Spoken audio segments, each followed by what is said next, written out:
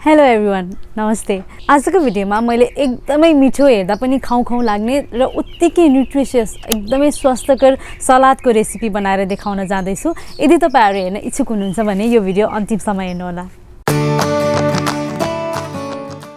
तौल घटाउन चाहनेको लागि पनि यो सलाद चाहिँ एकदमै स्वास्थ्यकर, लो क्यालोरी, मिठो पनि छ र अरु व्यक्तिहरुको लागि पनि जसलाई चाहिँ कति भात मात्रै खाइरहने, कति रोटी मात्रै खाइरहने जस्तो लाग्छ उहाँहरुलाई पनि यो रेसिपी चाहिँ एकदमै मिठो हुनेवाला छ। आउनुहोस् सुरु गरौँ। यो रेसिपी बनाउन कुनै त्यस्तो फ्यान्सी सामानहरु चाहिँदैन। तपाईको घरमै भएको सागपातहरु, घरमै भएको सामानहरु युज गरेर बनाउन सकिन्छ। के सामग्री चाहिन्छ त आउनुहोस् हेरौँ। सागपातहरु तपाईको घरमा भएको सागसब्जीहरु, मुलाको साग अथवा लेटस जे भए पनि हुन्छ, तपाईलाई मिठो लाग्ने साग हुन पर्यो। केराउ, हरियो केराउ अथवा सुकेको केराउ भए पनि हुन्छ। मैले चाहिँ यहाँ सुकेको केराउ युज गर्न जाँदैछु। सुकेको केराउ चाहिँ यहाँले पहिला भिजाउनुस्। तपाईहरुलाई काँचै मन पर्छ भने काँचो हाल्दा पनि हुन्छ, हैन म बोइल गर्छु भन्नुहुन्छ भने उमालेर युज गर्दा पनि हुन्छ। त्यसपछि आधा कप जति यहाँलाई हरियो भटमास चाहिन्छ, दुईटा मिडियम साइजको टमाटर, त्यसपछि केही मुला। तपाईलाई मुला कतिको मन पर्छ, कसैलाई धेरै हालेको मन पर्दैन, सो आफ्नो स्वाद अनुसार यहाँले मुला हाल्न सक्नुहुन्छ। दुईटा चाहिँ मिडियम साइजको काँक्रो, अनि प्याज। तपाईहरुलाई प्याज कतिको मन पर्छ त्यही अनुसार आफ्नो स्वाद अनुसार चाहिँ यहाँले प्याज हाल्न सक्नुहुन्छ।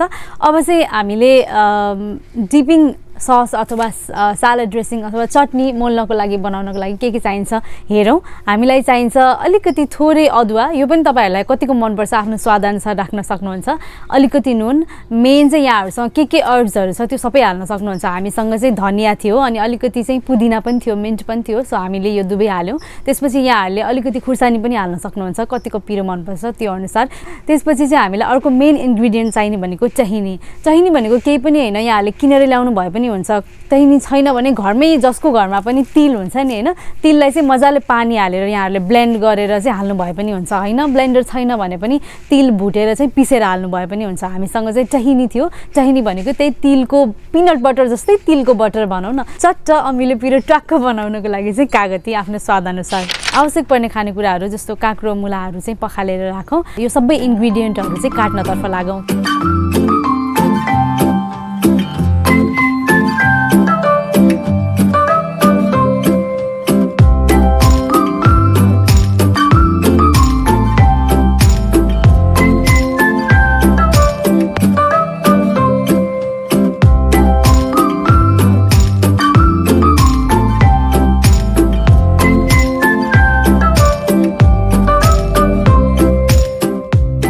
अब लागौं हामीलाई चाहिने सालाड ड्रेसिङ बनाउनको लागि। यहाँहरुले आफूसँग जुन छ त्यो ब्लेन्डर लिनुस्। त्यसपछि त्यो ब्लेन्डरमा चाहिँ चाहिने चाहिँ सबै सामग्रीहरु हालेर ब्लेन्ड गर्न सक्नुहुन्छ र आवश्यक अनुसार चाहिँ यहाँहरुले पानी पनि हाल्न सक्नुहुन्छ। बाक्लो पातलो कस्तो बनाउने हो, हामी चाहिँ पातलो अलिकति ठिक्क रनी खालको चाहिँ बनाउन चाहदै छौं।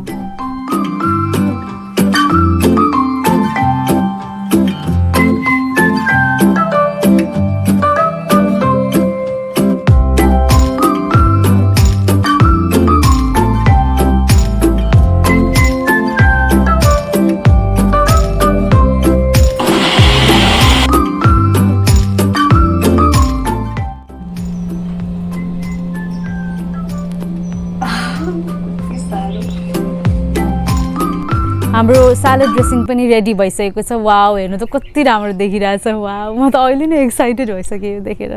एनीवेज अब चाहिँ हाम्रो सबै सामग्रीहरु मोलौं।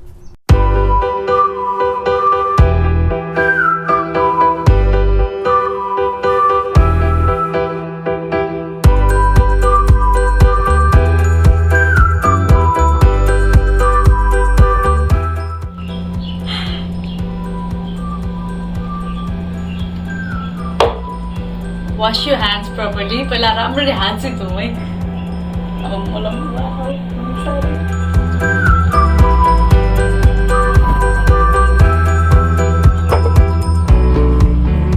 हजुरआमाले भन्नुहुन्थ्यो कि मेरो मामा र हजुरआमाले मैले त हातले नै खाना खान्छु, कसैले चाहिँ चम्चा माग्यो भने चाहिँ भगवानले दिएको हातले खानुपर्छ, चम्चाले खाने हो भन्नुहुन्थ्यो कि। त्यही याद आयो मलाई।